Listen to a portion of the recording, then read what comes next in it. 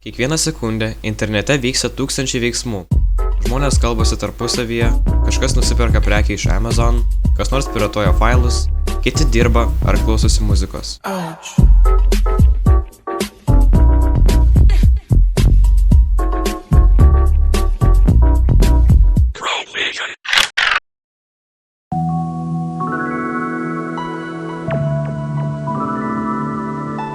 Nuo pat pradžių internetas atrodė kaip dabar atrodo New Yorko žymiausia vieta Times Square. Reklamos kairėje, dešinėje, tik kur pažvelgsi. Metai keičiasi, o interneto svetainės beveik nesikeičia. Bazinga. Kasmet reklamų vis daugiau ir daugiau. Paprasčiausią pavyzdį galime rasti, ką žinau, nueikime į Delfi.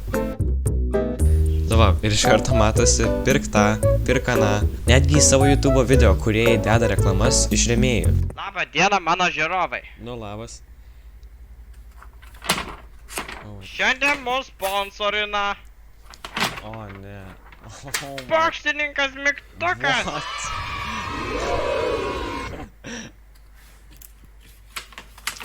Nu, davai. Sakyk savo paukštą. Kodėl čipsas pabėgo iš čipsų pakelio? Nu, kodėl? Nes aš jį norėjau suvalgyti. Nes laipiau luomis ir čiulpia lempas. Kas šitą pirma? Lubinis lempa čiulpys. Šios reklamos tau didelės žalos tikrai nekels.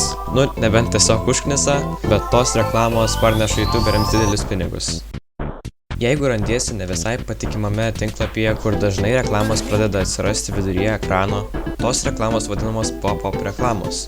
Daugelis jų mėgsta užsimaskuoti kaip tinklapio dalis, pavyzdžiui, kaip netikras download mygtukas, reklamos sakančios, kad tavo įrenginys yra nesaugus ir reikia jį apsaugoti spaudžiant čia, arba, kaip minėjau, tiesiog užknisančios reklamos. Visiems mama sakydavo, neimk saldainių iš nepažįstamų.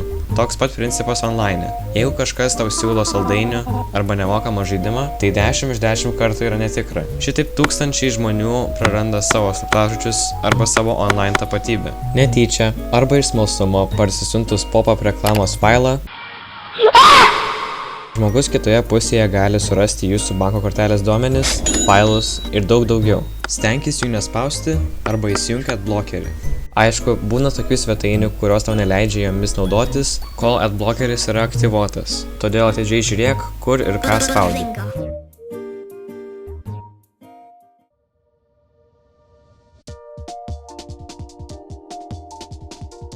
Būna svetainių, kuriomis norint naudotis reikia susikurti paskyrą.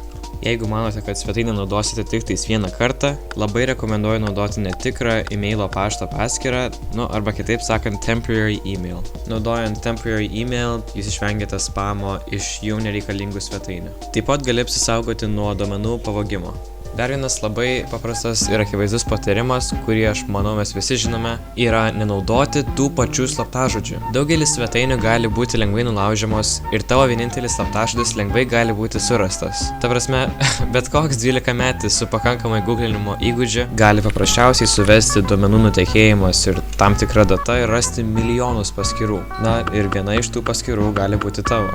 Tai prašau, naudok slaptažodžių saugyklą. Tikrai žinau ir suprantu, kad gali užknisti ieškoti savo slaptažodžių tose duombazėse, bet geriau būti saugiam negu gailėtis vėliau. Tiesiog žinok, kad yra begalė pasirinkimų, kur gali laikyti savo slaptažodžius. Programos kaip KeePass, Bitwarden arba paprasčiausia užrašų knygelė sukišta giliai tavo stalčiuje. Labai ačiū, kad žiūrėjot, tikiuosi, ką nors naudingo sužinojot arba prisiminėt.